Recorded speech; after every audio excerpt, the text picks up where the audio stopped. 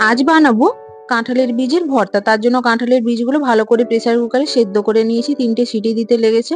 তো এরপরে খোসাটা ছাড়িয়ে মিক্সিতে দিয়ে দিলাম। আপনারা চাইলে শিলেও বেটে নিতে পারেন। তো সুন্দর করে বাটা হয়ে গিয়েছে। এটা একটু আঠালো আঠালো হয়। এরপর কড়াইতে সরিষার তেল দিয়ে দিলাম। ভালো করে তেলটা গরম হয়ে যেতে কোয়া রসুন ভালো করে ভেজে নিলাম। এরপরে 4টে শুকনো লঙ্কাও ভেজে নিচ্ছি। ঝালটা আপনারা আপনাদের পরিমাণ মতোই দেবেন। এরপরে একটা বড় সাইজের পেঁয়াজ কুচি করে রেখেছিলাম, ওটা ভেজে নিলাম। পুরো ভাজলাম না, হালকা ভেজে নিলাম। এরপরে এই শুকনো লঙ্কার উপর লবণ দিয়ে রেখেছিলাম, ভালো করে মেখে নিলাম। এরপরে রসুনটাও ভালো করে মেখে নেবো। তারপরে যে পেঁয়াজটা ভেজেছিলাম না, ওটা তুলে নেব। তো তুলে নেওয়ার পর 3টে একসঙ্গে ভালো করে মেখে নেব। এখানে আপনারা চাইলে কাঁচা সরিষার তেল ইউজ করতে পারেন। আমার যেহেতু এগুলো ভাজাতে অনেকটা তেল আছে, তো তার জন্য আমি আর কাঁচা সরিষার তেল ইউজ করলাম না।